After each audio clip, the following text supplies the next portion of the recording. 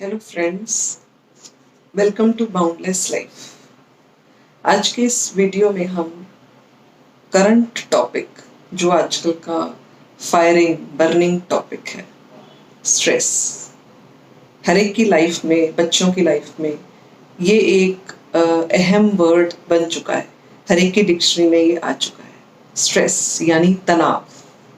सबसे पहले तो हमें समझ में आना चाहिए कि तनाव आखिर है क्या, क्योंकि जब तक हम इस चीज़ को समझेंगे नहीं, जानेंगे नहीं कि तनाव क्या है, स्ट्रेस क्या है, तब तक हम इससे दूर नहीं रह पाएंगे। क्योंकि आज की डेट में पूरी दुनिया में सबके पास सब कुछ है। गाड़ी है, बंगला है, पैसा है, घर है, खाने पीने को अच्छा है, पहनने को अच्छा है, सब कुछ है। पर लोगों के पास और क्या नहीं है? शांति, सुख। शांति से नींद नहीं है, अच्छी नींद भी नहीं। लोग हमेशा कहते हैं कि मुझे बहुत स्ट्रेस है। आज की डेट में हर बंदे का फेवरेट वर्ड स्ट्रेस बन चुका है। तो सबसे पहले हम ये जानेंगे कि स्ट्रेस आखिर क्या है। माफ कीजिएगा, इससे पहले एक लाइन बोलना चाहूंगी कि आज की डेट में कोई ये समझ ही नहीं पाया कि स्ट्रेस, ज्यादातर लोगों को नहीं समझ आती कि स्ट्रेस क्या है। तो थोड़ा सा हम इसे सबसे पहले ये जानेंगे कि स्ट्रेस होता क्या है। जैसे क्यों हो जाता है सबको स्ट्रेस। जैसे सबसे पहला अगर चीज़ बोले कि ऑफिस में बॉस ने कोई काम दे दिया कि ये काम 2 घंटे में, 2 दिन में, 4 दिन में ख़त्म करना है। उस वर्कर को वो स्ट्रेस हो जाता है। किसकी वजह से हुआ? टाइम पे ख़त्म करना है और काम बहुत ज़्यादा है। अगर उसी काम को उसका बॉस कहे कि इस काम को आपको फिनिश करना है, अच्छे से करना है, कोई टाइम का प्रेशर नहीं हो, तो उसी काम को वो आराम से करेगा। इसी से स्ट्रेस हो जाता है। नंबर 2, जो फीमेल्स में अक्सर देखा गया है, क्योंकि फीमेल ज़्यादातर मल्टीटास्किंग होती हैं। फीमेल्स के मुंह से क्या क्या निकलता है, क्या क्या करूं, घर भी संभालूं, बच्चे भी संभालूं, खाना भी बनाऊं, पति की पूरी तैयारी भी करूं, कपड़े भी धोऊं, भाइयों को भी मैनेज करूं, फिर जॉब पे भी जाऊं, क्या क्या करूं। मल्टीटास्किंग होना, इसकी वजह से भी ज्यादातर फीमेल्स को स्ट्रेस आता है। राइट। तीसरी चीज, एक्सपेक्टेशन। हमारी एक्सपेक्टेशन बहुत है। जैसे माँ बाप की जनरली एक्सपेक्टेशन होती है कि मेरा बच्चा मेरे कहने की तरीके से, जो मैं चाहती हूँ या चाहता हूँ उस तरीके से वो काम ही नहीं करता। अगर मैं चाहती हूँ वो 2 घंटे पढ़े और सिर्फ आधा घंटा टीवी देखे, जैसे एग्जाम्पल है ये, अगर वो ये नहीं करता, मतलब अगर एक पेरेंट की एक्सपेक्टेशन या ऑफिस में बॉस की एक्सपेक्टेशन पूरी नहीं होती तो स्ट्रेस आता है।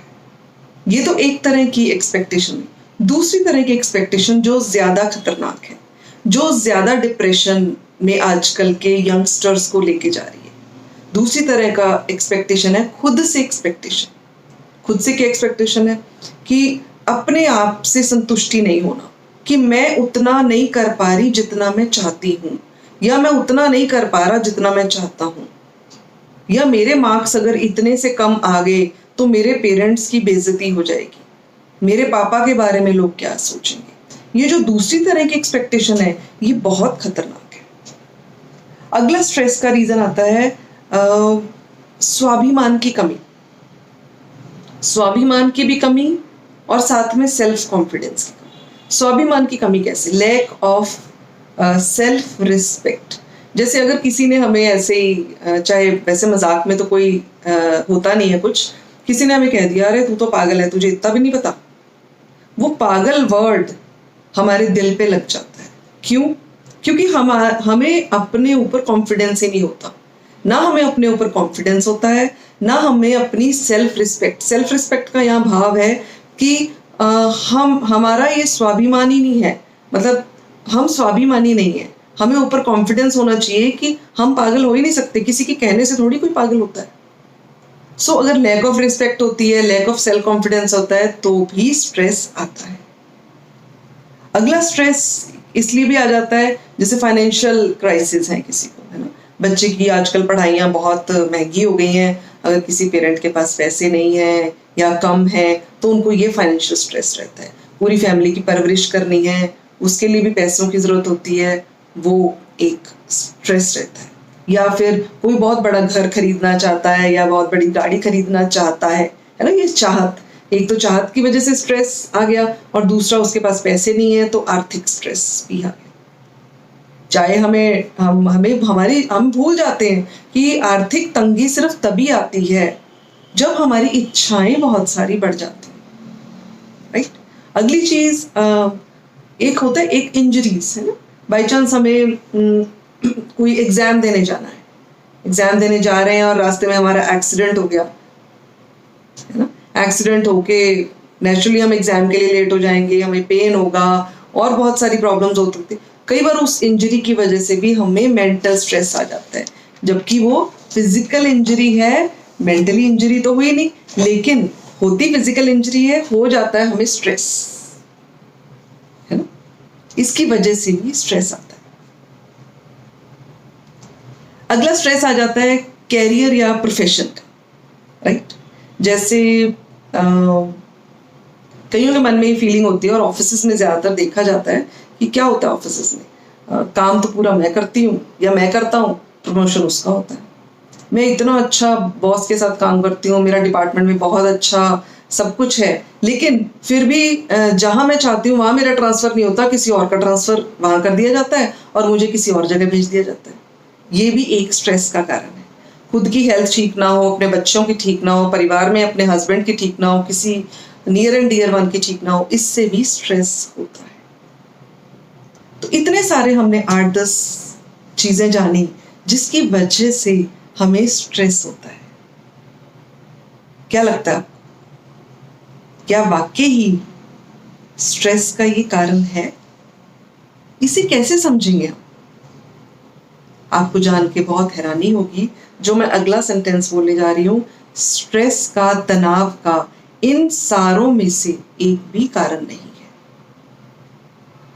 ये सारी सच्चाइयां हैं जीवन की। अगर किसी सबऑर्डिनेट की अपने बॉस से नहीं बनती, सत्यता है। किसी के घर में फाइनेंशियल क्राइसिस है, सच है। किसी का बच्चा कहना नहीं मान रहा, सच्चाई है। ये कोई स्ट्रेस का रीजन नहीं है। किसी हस्बैंड वाइफ की नहीं बन रही या किसी को अपनी वाइफ जिस तरीके से वो घर का कार्य करती है वो नहीं पसंद, उसकी वजह से उसको टेंशन हो रही है, वो कोई स्ट्रेस नहीं है, वो सच्चाई है। उसकी वाइफ का एटीट्यूड ठीक नहीं है, that is a reality of life, right. अब किसी का बॉस अपने किसी दूसरे सबऑर्डिनेट को अच्छा वो दे रहा है, रिस्पॉन्स दे रहा है, that is also reality of life. So दोस्तों, जितने भी हमने 8-10 कारण जाने हैं अभी स्ट्रेस के, इनमें से एक भी कारण स्ट्रेस का नहीं है। आप कहोगे यही तो सारे कारण हैं। नहीं दोस्तों, ये सारी जीवन की सच्चाइयां हैं। अगर हमारे घर में पैसे की कमी है, हम बड़ा घर नहीं खरीद सकते या गाड़ी नहीं खरीद सकते, ये तो एक सच्चाई है।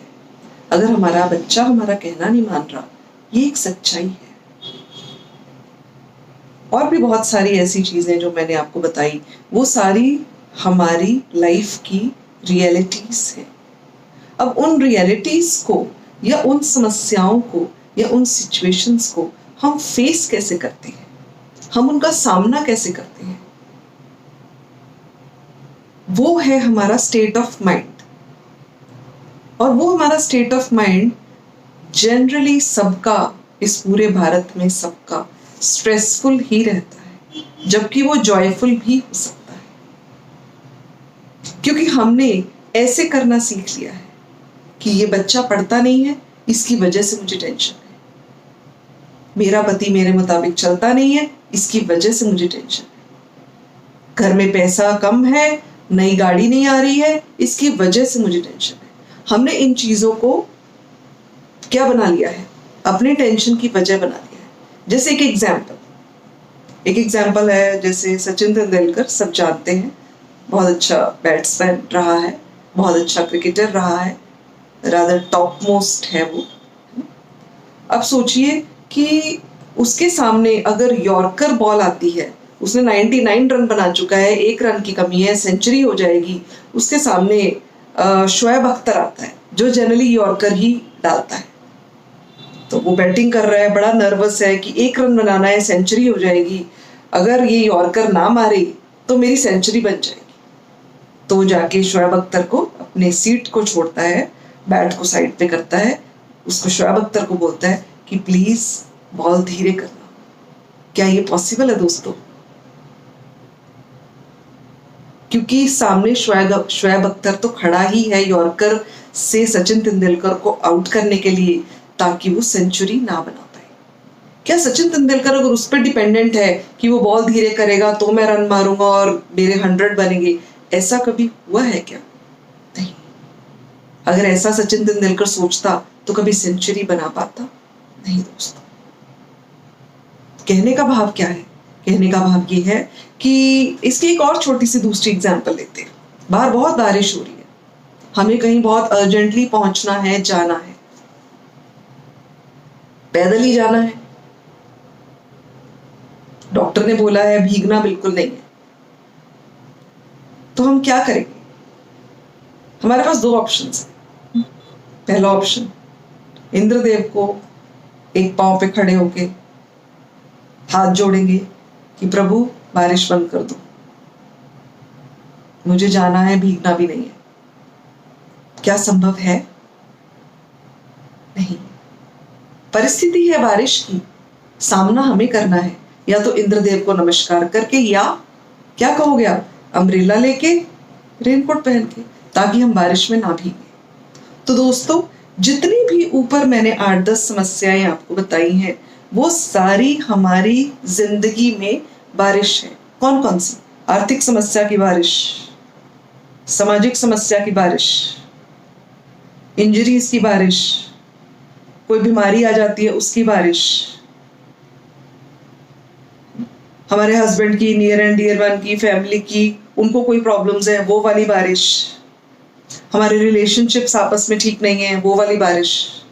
तो इन बारिशों से बचने के लिए या तो हम इन बारिशों को बस बैठे रहें और कारण मान ले, काश ये ठीक हो जाए, काश सामने वाला ठीक हो जाए, काश हमारे पास पैसे आ जाएं, काश हमारी हेल्थ ठीक हो जाए, मुझे ये बीमारी क्यों हो गई, काश मुझे ये बीमारी ना होती।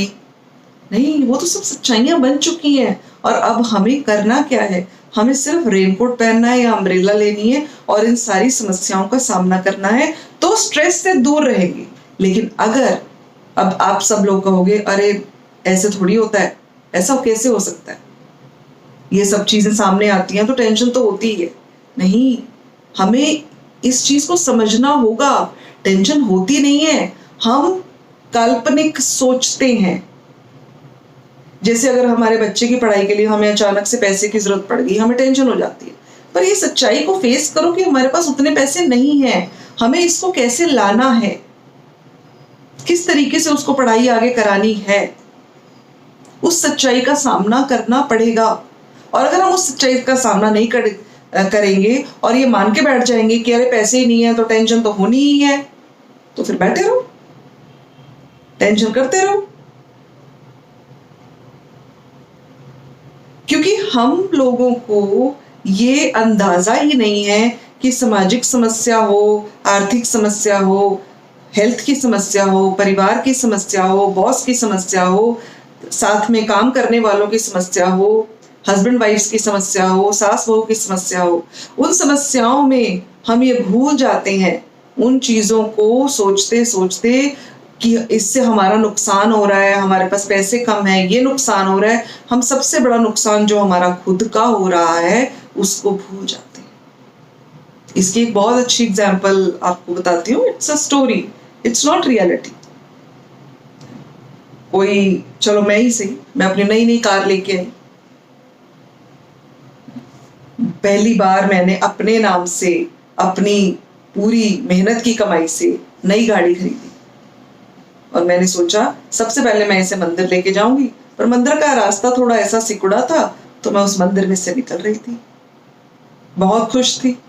सामने से एक ऑटो रिक्शा वाला आता है, मेरी गाड़ी के बिल्कुल पास से गुजरता है और पूरा मेरी गाड़ी को स्क्रैच करता हुआ निकल जाता है।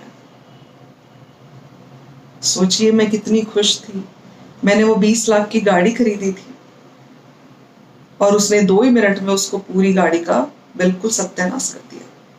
तो कल्पना की खुशी तो खत्म, स्ट्रेस हो गया कल्पना को तो। और कल्पना ने मान लिया स्ट्रेस का कारण ऑटो रिक्शा वाला। कल्पना उतरी, ऑटो रिक्शा वाले, तुझे चलाना नहीं आता, तुझे समझ नहीं है, तुझे किसने लाइसेंस दे दिया, मैं ये कर दूंगी, मैं वो कर दूंगी। This is one option. What is the second option? Second option is मैं आराम से उतरूंगी, ऑटो रिक्शा वाले को बुलाऊंगी। ऐसा नहीं है मैं उससे छोड़ दूंगी, उसको बोलूंगी तूने ये क्या किया, लग रहा होगा तुझे बहुत अच्छा किया। ऑटो रिक्शा वाला मेरी शक्ल देखेगा कि ये कौन से ग्रह से आई है जो ऐसे बात कर रही है, पर मैं उससे ऐसे ही बिहेव करूंगी क्योंकि सिचुएशन सामने आई है, समस्या सामने आई है, जो एक सच्चाई है कि मेरी कार स्क्रैच हो चुकी है। और मैं ये भूलूंगी नहीं कभी भी कि मेरी बॉडी बहुत कीमती है। मेरी बॉडी का हार्ट, लंग, लिवर, किडनी, ये सारे ऑर्गन्स बहुत कीमती हैं। उस गाड़ी की कीमत 20 लाख है। आज आपको एक डाटा बताती हूँ। आज से 20 साल पहले अमेरिका में स्टडी हुई थी कि हमारी फिजिकल बॉडी की कीमत 220 करोड़ है और मैं 20 लाख की गाड़ी के लिए इस 220 करोड़ की बॉडी को स्क्रैच लगा रही हूँ। क्या ये समझदारी है? आप मुझसे एग्री मत करिएगा, पर इस वीडियो को सुनने के बाद सिर्फ सुनना नहीं है, इस पे विचार करिएगा, सोचिएगा, फिर मुझे कमेंट बॉक्स में लिख के भेजिएगा। अगर किसी को भी कोई भी चीज लग रहा है कि नहीं, इम्पॉसिबल है, हो ही नहीं सकता, पॉसिबल ही नहीं है, तो भी लिखिएगा। और अगर आपको लगता है एग्रीड, तो भी लिखिएगा। अगले आने वाले वीडियो में हम देखेंगे हम रेनकोट कैसे पहनेंगे ताकि इस स्ट्रेस से हम दूर रह सकें। बने रहिए मेरे चैनल के साथ, बाउंडलेस लाइफ। Thank you.